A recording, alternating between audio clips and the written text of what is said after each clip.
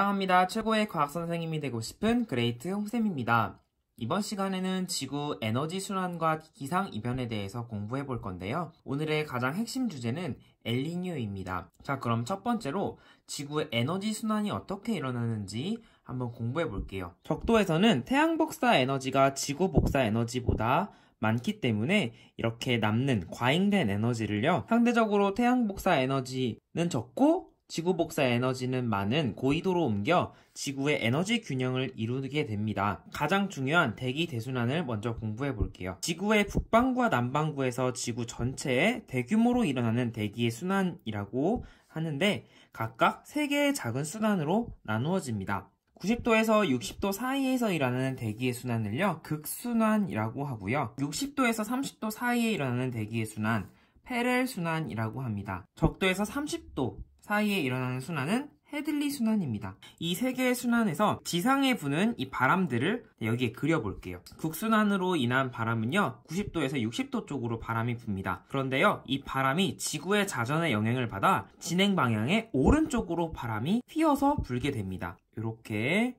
이런 식으로 바람이 불게 됩니다. 페렐 순환에서 지상에 부는 바람, 자, 이 바람은 위로 올라가죠. 30도 쪽에서 60도 쪽으로 올라갑니다. 이것도 오른쪽으로 이렇게 휘어서 바람이 불게 됩니다. 해들리 순환의 아래쪽 바람, 30도에서 적도 쪽으로 불게 되죠. 이 바람 오른쪽으로 이렇게 휘어서 불게 됩니다. 자, 이렇게 3가지 순환으로 인해서 지상에 부는 바람들의 이름이 있는데요. 극순환으로 인해 동쪽에서 불어오는 바람이다 라고 해서 극동풍이라고 합니다.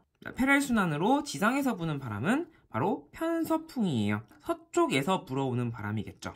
우리나라에 큰 영향을 미쳐요. 자, 해들리 순환로 인해 지상에서 부는 바람은 바로 무역풍입니다. 예전에 사람들이 무역을 할 때 이 바람을 많이 이용했다고 합니다. 지금까지 우리가 북반구를 기준으로 한 대기 대순환을 알아봤는데요. 이 바람의 영향을 받아서 바닷물이 움직입니다. 그것을 우리는 표층 해류라고 합니다. 바람과 맞닿은 이 표면의 층이 일정한 방향으로 흐르는 거예요. 자, 세계지도에 이렇게 해류의 방향이 표시되어 있는데요. 여기가 대한민국입니다. 우리나라에 부는 바람은 편서풍이에요. 편서풍은 바람의 방향이 오른쪽으로 이렇게 불게 되죠. 이 바람의 영향을 받아서 발생하는 해류는 바로 이 북태평양 해류입니다. 태평양의 아래쪽 0도에서 30도 사이에서는 이렇게 무역풍이 불게 됩니다. 무역풍으로 인해서 발생하는 이 해류 흐름, 바로 북적도 해류입니다. 일본의 오른쪽에 있는 이 쿠로시오 해류, 그리고 여기에 있는 캘리포니아 해류, 이 두 해류는요, 대륙에 부딪혀서 흐르는 해류라고 생각하시면 됩니다.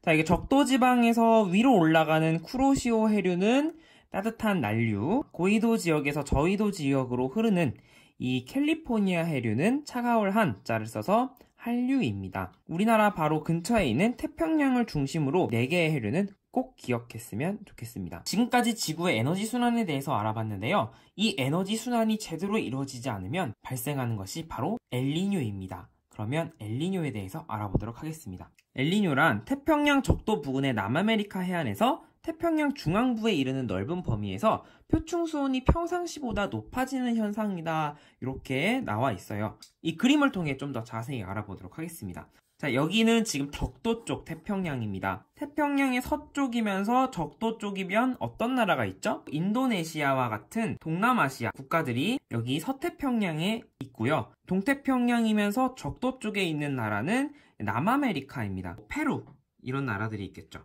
자, 여기에서 평상시에 이제 무역풍이 불게 되죠. 무역풍으로 인해 이 적도 근처의 따뜻한 바닷물이 서쪽으로 이동을 하게 되면은 이 아래쪽에서 차가운 물이 올라오게 됩니다. 차가운 물에는 영양염료라든지 산소가 풍부하기 때문에 여기 플랑크톤이 굉장히 많아요. 이 플랑크톤을 먹기 위해서 많은 물고기들이 여기 서식할 수 있게 됩니다. 그러면 여기가 아주 좋은 어장이 되겠죠. 그리고 여기에는 하강기류가 발생해서 구름이 없는 맑고 건조한 날씨가 될 수 있습니다. 그럼 반면에 이쪽 따뜻한 바닷물이 모인 데서는 증발이 잘 일어나요. 증발이 잘 일어나면 이렇게 상승기류가 발달을 해서 구름이 발달하고 여기에는 비가 많이 오게 되겠죠. 비가 많이 오는 것을 이용해서 이 동남아시아에서는 농사를 활발하게 지을 수 있게 됩니다. 자, 그런데요, 엘니뇨는요, 자, 오른쪽 그림을 보시면은 여기 무역풍 약화. 자, 이것이 바로 엘니뇨의 원인입니다.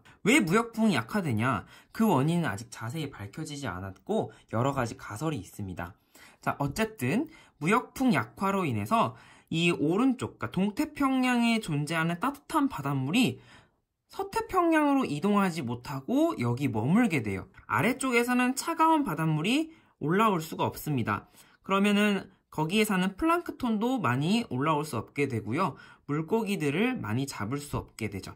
즉 어획량이 감소하게 됩니다. 뿐만 아니라 여기 따뜻한 바닷물에서 증발이 활발히 일어나요. 자, 무역풍이 약화되기 전에는 맑고 건조한 날씨였는데 비가 많이 오게 됩니다. 자, 반면 서태평양 주변에는 비가 안 오는 거예요.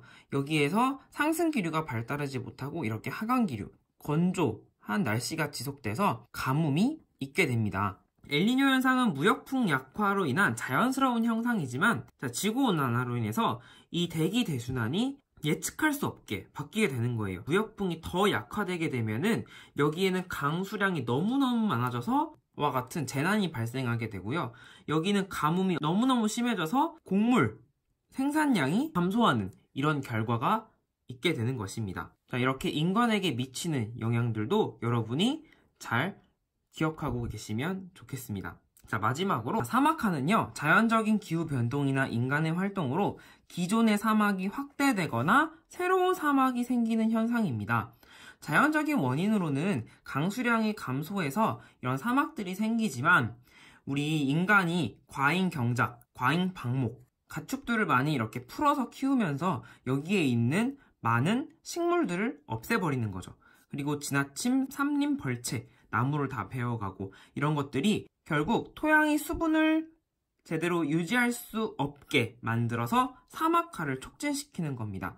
그래서 우리나라는 편서풍의 영향을 받는데 이 중국발 미세먼지, 중국에서 오는 황사현상, 몽골에서 오는 황사현상 이런 것들로 인해 황사, 미세먼지의 발생 기간이 길어지고 있죠. 이번 시간에는 엘니뇨를 중심으로 대기대순환과 표층 해류, 사막화까지 알아봤는데요.